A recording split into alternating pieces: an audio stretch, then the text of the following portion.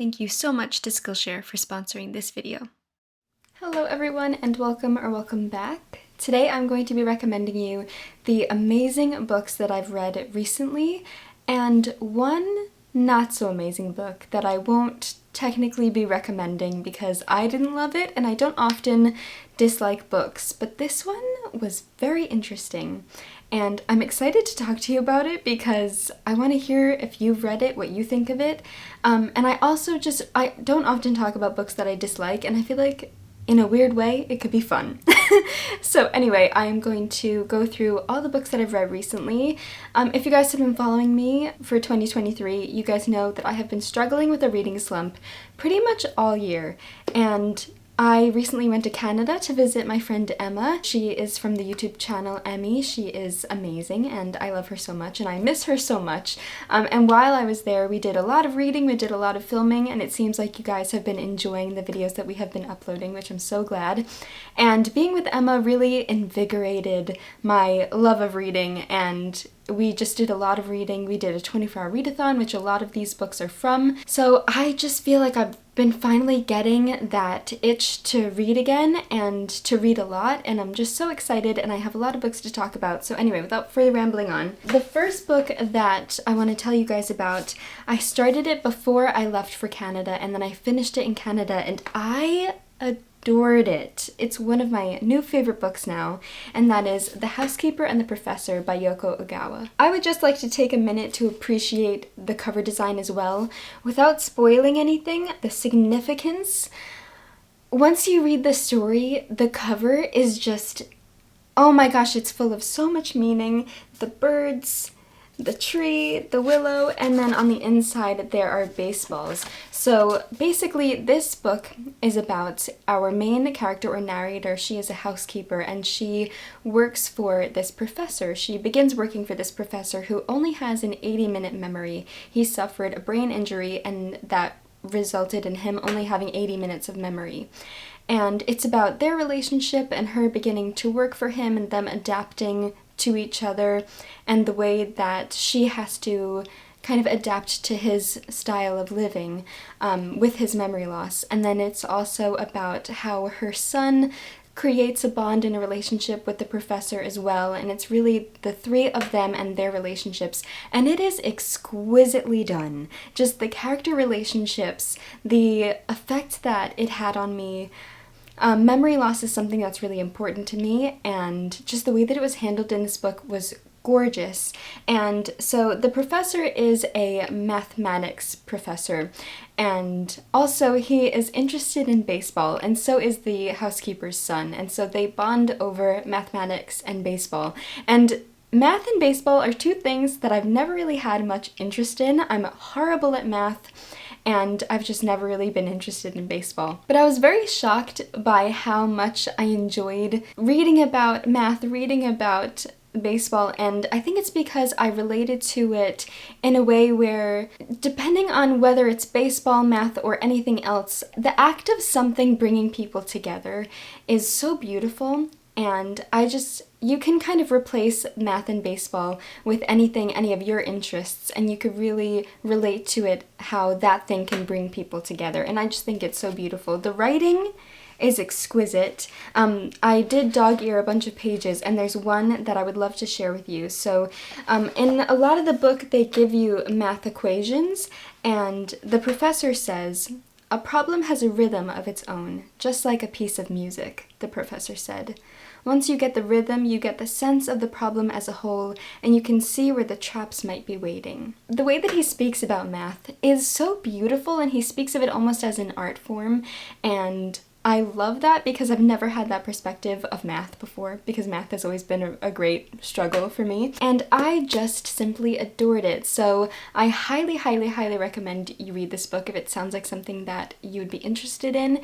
It's beautifully written, the character relationships are gorgeous, and the way that Yoko Ogawa handled the memory loss was just breathtaking, and I adored it, so highly, highly recommend. This next book was my probably most anticipated read of 2023, and I knew I wanted to read it at some point this year, and I did start it in Canada. I actually borrowed Emma's copy, and that is The Remains of the Day by Kazuo Ishiguro. So last year I read for the first time Never Let Me Go, and I fell completely head over heels in love with it, and it's now one of my favorite books of all time. And after talking about Never Let Me Go with you guys, many of you said that The Remains of the Day was your favorite, and so I've just heard incredible things about The Remains of the Day, and I did read it, and I did love it. I don't think I loved it as much as Never Let Me Go, just because Never Let Me Go is kind of in a league of its own in my heart, but I adored The Remains of the Day. It's very quiet and subtle,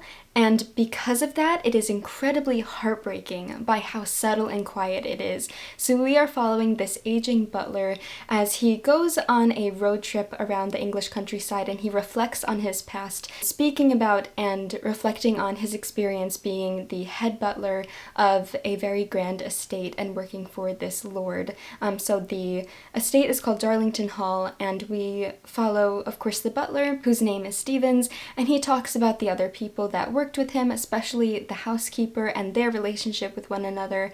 And just, I think the thing that was most heartbreaking about this book was thinking about how these people worked so hard and their entire lives were about pleasing others and working for others, and I don't know, just like, I think it's the class divide and the way that Stevens prided himself so much on serving these people in the best way that he could, and it just really broke my heart. It almost felt like he didn't have a life of his own, even though he did, and I find it so hard to talk about, but it was beautifully done, so I would highly recommend it. I'm so excited. I have so many of Ishiguro's books here with me. These are the beautiful Faber and Faber editions. I don't know which one I'm going to read next, but I am very excited at the prospect of another Ishiguro. The next few books I don't have copies of because I borrowed Emma's copies while I was there, and I read them during our 24-hour readathon, so if you want to hear me talk a bit more about these books, you can watch our 24-hour readathon. I will link it somewhere. And the first one was Chess by Stefan Zweig. I adored it. It is such an incredibly written, incredibly crafted story. So we are following this group of men who are on a cruise, I believe to Buenos Aires, and they are playing chess with one another, and the world chess champion just so happens to be on this cruise as well, and this group of men challenge the world chess champion to a match, and while they're playing, another character comes into play, literally, and kind of turns the whole story on its head, and we follow this other character and his relationship with chess, and there is some military intrigue, political intrigue, there are aspects of historical fiction and the aspects of war, and I love historical fiction, I love war fiction because I just think it's such a fascinating time in history, and the way that isolation played a role and the way that chess played a role in this character's life, it was just handled so beautifully. I don't want to say too much, but I loved it, and now I really want to read more from Stefan Zweig.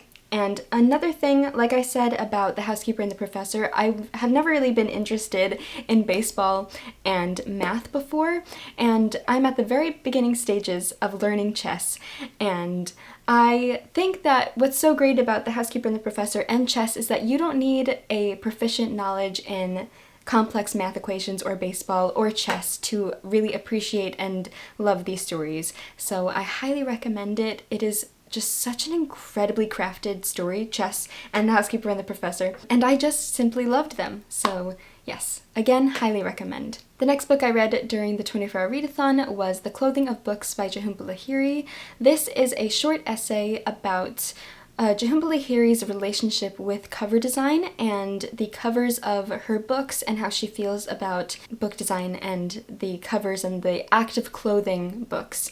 And I am so passionate about this topic because I am a freelance illustrator, if you do not know, and I love cover designs, I love making covers for books, I love analyzing covers of books, I love collecting different editions. I am just super passionate about cover design, so this topic was very, very much hitting my sweet spot in my soul. And I found her perspective really interesting because she has written many other books, and she was talking about the relationship that she has between the writer and the cover that ends up on her book. So when the writer and the cover designers are separate, they don't really have much communication or any communication at all. It's really the publisher is handling the writer and the cover designers separately, and the author doesn't really have a say of what their cover will look like, unless the situation is different. Most of the time, the authors don't really have much control over what their covers look like, and Lahiri talks about how she never really felt like she was happy with the covers that her books ended up having. And it's really interesting because I'm working on my own story right now, my own novel, and I am writing, illustrating, and designing the cover for it. And so I was thinking about how I would feel in her situation, and I feel like I would also have the same feelings that she has, because the cover of a book is the face of the book, and we all judge books by their covers as much as maybe we don't want to, but when you see a beautiful cover, it's not only the story itself, but it's an object. It's a beautiful object that you want to possess. It's like anything. When you see something beautiful or aesthetically pleasing to you, it makes you want to own it more. And I do think it is very subjective, but I just found that topic really interesting. The way that she talked about it was beautiful. So I really enjoyed that one. The next book I read during the 24-hour readathon was Aria Volume 1. I, again, borrowed Emma's copy, and this was my first ever manga. I was saying to Emma, if you watched my vlog, you heard me say this, that I don't think I'm a manga reader, even though I love illustration and I love graphic novels. Even with graphic novels, I'm quite picky, I'm quite particular, and I don't know if it's because I am an illustrator and I know how much work goes into mangas and graphic novels. I admire all of the creators of mangas and graphic novels, and just any illustrators I of course appreciate. But I think the process of reading it backwards, and my eye was getting a little bit overwhelmed with everything that was going on the page, and I don't know, I think I need to just try more mangas because I'm just not used to the format. But yes, I really did enjoy Aria. It is about a gondolier in training, and it's on, I think, Mars, where they have kind of replicated Venice, Italy, and it's really beautiful. It's a sweet story. I did enjoy the story very much, and I would like to try more manga. So, yeah. I'd like to say a huge thank you to Skillshare for sponsoring this video. Skillshare is a learning platform filled with thousands of classes on any kind of creative skill you can imagine. They even have hundreds of wonderful career-focused classes too. As times are changing and more people are looking to reinvent their careers and follow their creative dreams, Skillshare is an excellent resource where you can learn to design a career that works for you. With classes on anything from productivity to building your creative confidence and starting a business, Skillshare is the place to take control of your creative path. As I'm trying to navigate my career as a writer and illustrator, I'm always looking for inspiration and guidance from fellow creatives. One of my favorite artists and podcasters, Andy J. Pizza, teaches a fantastic class on Skillshare called Make Creativity Your Career: 6 exercises to create a successful side project. It's all about conquering your creative side quests and working towards breaking into your career. Andy's passion and way of thinking is so motivating and has helped me tremendously. If you're looking to embark on your own creative journey, I can't recommend you to check out the link below enough. The first 1,000 people who click the link will get a 1-month free trial of Skillshare. Thank you again to Skillshare for sponsoring this video. What you're doing for creative people is amazing.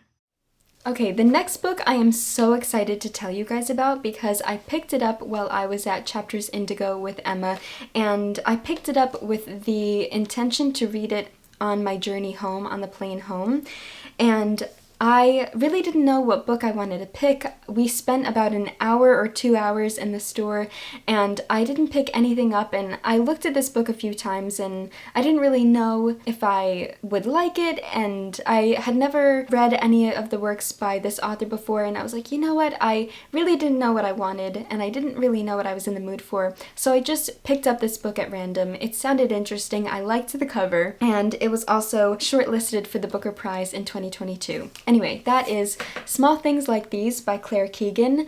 I ended up loving this book so much. So Claire Keegan is an Irish author, and this is set in Ireland in 1985. Yes, in a small Irish town. During the weeks leading up to Christmas, we are following this coal miner and family man, Bill Furlong, and he is delivering coal to different establishments in this town, and he delivers coal to the convent, and while he's there, he discovers something that's going on that he has very conflicted feelings about morally, and it's something that actually happened in Ireland. I want to say it stopped around the 90s, was one of the last. I don't want to say what it is, I don't want to spoil anything, but I didn't realize that these events happened and that this is based off of true events, and it was so heartbreaking. And what I loved about this book was how quiet and subtle it was, but also extremely loud. Like, the message was so loud, but the story was so quiet, and it was handled so beautifully, and I just simply adored it. It is so good, and now I want to read absolutely everything by Claire Keegan. When I mentioned this on my different social medias, a lot of people said that they also love this book and that they also love Claire Keegan, and they highly recommended her book Foster, and I think the other one, I forgot what the other one's called, but she's also coming out with a new book soon, and I just can't wait to read everything that she has written, because I again, adored this. It is so beautiful. And also the ending, another very short book, and the way that she ended it, I wanted there to be more, but I also thought it was the perfect ending. I could talk about this for ages, but yes, just please read it. It is so good. I simply adored it, so yes. Now I'm going to go through the books that I have read after I came home from Canada, and the first one I listened to on audiobook, and that is Almond by Won Pyong-sun. I, again, really enjoyed this book. It is about our main character. I forgot his name. Yeah, so our main character is Young-jae, and he was born with a brain condition called alexithymia, which makes it hard for him to feel emotions like fear or anger. And it was so interesting. The book is basically like an exploration of human emotion, and from a perspective that can't feel human emotion as normal people can. And then the plot of the story is really interesting because something very tragic happens to Young-jae. It's about his reaction to this very tragic event, and the way that other people perceive him, and his relationships and his friendships with other people. And I just felt like it was such a beautiful exploration of how we feel. It's a really beautiful coming-of-age story with this other, difficult element to it, added to it, and how he kind of navigates his emotions and his relationships. I just thought it was beautiful. Okay, now it's time to talk about the book that I really didn't like, and I feel so bad because someone sent me this book in my P.O. box, and usually when someone sends me a book, I write their name in the cover so I remember, but for some reason, I guess I forgot to write the person's name in the cover of the book, but maybe that's a good thing. If you're watching this, I'm so sorry that I didn't like this book, honestly. I really thought I would, because this book, Small Things Like These, was, like I said, shortlisted for the Booker Prize in 2022, and because I loved it, I knew that this book was longlisted for the Booker Prize in 2022, and I thought, oh my gosh, I'm gonna love this one too, because it was also longlisted for the Booker Prize in 2022. I did not like it. Okay, that book is Treacle Walker by Alan Garner. I haven't read any other books by him, so I don't know if all of his books are like this, but it felt like a fever dream in the worst way. I was like, what on earth am I reading? What is happening? It felt like I was down Alice's rabbit hole into Wonderland, but even weirder and more bizarre, because I love Alice in Wonderland. This just was the strangest book I've ever read. I think I wrote as my Goodreads review, what did I just read? Because I just found it so strange. So the back says, an introspective young boy, Joseph Kopik, squints at the world with his lazy eye. Living alone in an old house, he reads comics, collects birds' eggs, and plays with his marbles. When one day a rag-and-bone man called Treacle Walker appears, exchanging an empty jar of a cure-all medicine and a donkey stone for a pair of Joseph's pajamas and a lamb's shoulder blade, a mysterious friendship develops between them. A fusion of myth, magic, and the stories we make for ourselves, Treacle Walker is an extraordinary novel from one of our greatest living writers. I know that that's what the book was about, and it was what the book was about, but it was just, oh gosh, it was just so strange. One aspect of the book that I did enjoy was, like it says on the back, Joseph does like reading comics, and at one part of the story, the characters in his comics escape the comic and come out and kind of infiltrate his space and interact with him, and I thought that that was really cool, but everything else was so weird. It did read very quickly, so it didn't take me long to read it all, and I was like weirdly intrigued by where it was going, because if it was longer, I definitely would have DNF'd it. Whenever I don't like a book, I usually just DNF it, which is why I don't often talk about books that I don't like, because I just don't want to waste my time. I don't even know what else to say about this book besides it felt like a fever dream in the worst way. And I'm very sorry. If you liked this, please let me know, because I want to know what you liked about it. If you didn't like this book, also let me know, because then we can just talk about why we didn't like it together. So yes, that is Treacle Walker. Don't know if I would recommend this one, but if you're intrigued by it, sometimes whenever I hear someone say that they really didn't like a book or it was really weird, I am like weirdly intrigued and it makes me want to read it, so you decide. It's your decision. The next book I read was I Want to Die, But I Want to Eat Tteokbokki by Baek Se-hee, and this is a nonfiction really just about mental health. I was happy with how I worded my review on Goodreads, so I thought that I would just read you guys my review from Goodreads because it kind of expresses exactly how I feel and it will prevent me from rambling, which I tend to do. If you know me, you know I like a ramble. Okay, so this is my review on Goodreads. If you would like to follow me, my Goodreads is always linked in my description boxes. Anyway, I said, I always find it quite difficult to rate nonfiction, especially when it's a very honest and vulnerable story, so I shall leave my thoughts here instead. Baek Se-hee spoke about her mental health in such a candid way. Although she didn't shy away from revealing the difficult and dark parts of her experiences and herself, she also filled this book with so much light. It was wonderful to get this insight into her mind and to see that we are all simply trying to be the best versions of ourselves. Above all, my biggest takeaway from her story is how important it is to speak to people about how you're feeling. I've always been a firm believer in sharing your thoughts and emotions with the people you trust. Even though thoughts themselves have no weight, they can be a heavy burden. Sharing that burden with someone else, someone you trust and perhaps love, can not only lighten that burden, but it can also create a strong bond between you and that trusted person. And then I said, isn't being a human so beautiful with all these thoughts and feelings we share? I think so. That's how the book left me when I was finished listening to it, because I did listen to the audiobook. I was just marveling at the fact that we all have so many emotions inside of us and we all have all of these thoughts, and I just think that humans are so emotionally complex and beautiful, and I love really deep conversations. One of my favorite things to do with anyone is to just talk about really deep topics, because I think that's one of the best ways to create and understand, create bonds with people and to understand one another. And I just think that one of the greatest things in life is just connecting with other people.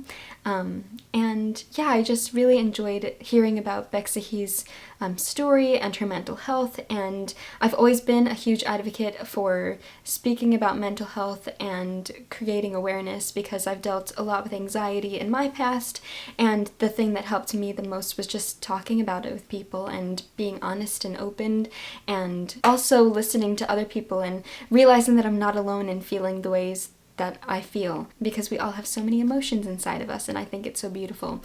So yes, I really enjoyed that one, and again, highly recommend. The next book I also listened to as an audiobook, and that is How Do You Live by Genzoburo Yoshino. And I wanted to read this book because it is the inspiration behind Miyazaki's, I believe it's his final Studio Ghibli movie, and also Neil Gaiman introduced the book, and I really enjoyed the story. I really loved how it was structured. So one section of the book, it kind of interchanges throughout. So one section we are following the coming-of-age story of our main character, Copper, and it's also about his friendships and his relationship with his uncle.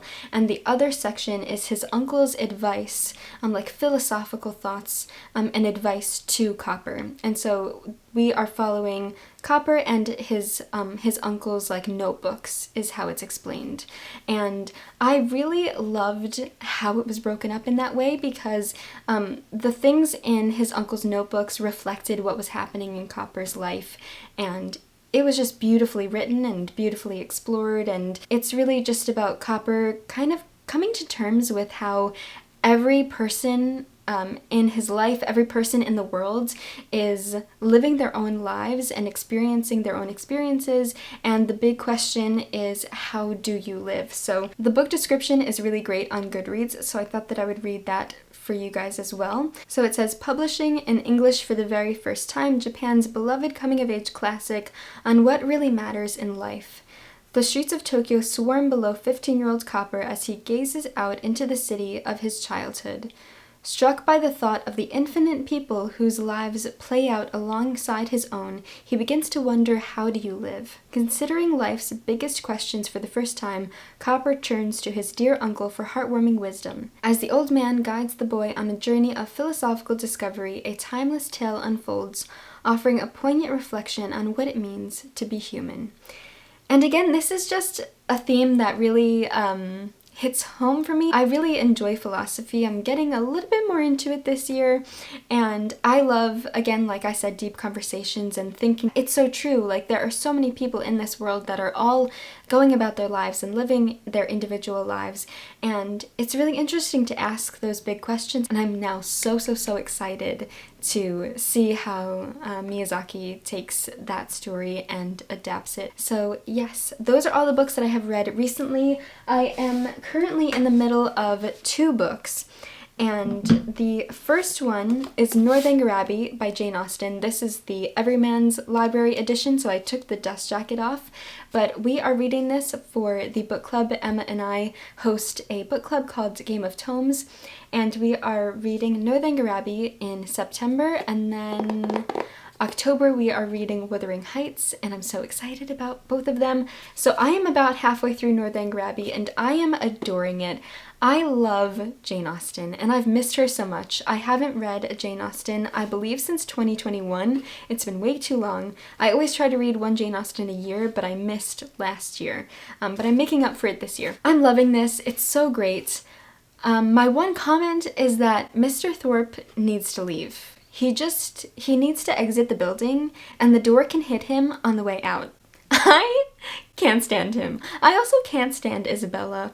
And John, Catherine's brother, our main character Catherine, John is also kind of an ass. So yeah, don't love these characters, but I do love Mr. Tilney. I'm going to keep reading, and I'll let you guys know what I think of it when I finish it. We are going to, of course, have a book discussion about it and Wuthering Heights, so look out for that.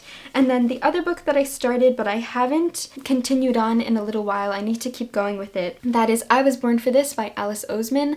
I love Alice Oseman's work. I love their series, the graphic novel series Heartstopper, and I love their novels as well, and I've been reading them in order. So I have read Solitaire and Radio Silence, Nick and Charlie this winter, and of course the Heartstopper series. I am up to I Was Born for This, and I'm really enjoying it so far, and I'm excited to keep reading it. Don't have too many thoughts yet because I am just in the very beginning, but I'm enjoying it very much so far, so highly recommend. I always recommend Alice Oseman's work. So yes, those are all the books that I had to tell you about. Thank you so much for being here and watching this video. Let me know what books you have been reading recently and what you think about them. If you've read any of the books that I've talked about today, what your thoughts are about them. I would love to know. And thank you so much for watching this video and being here and being so lovely and wonderful. I will see you very soon in another video, and as always, happy reading.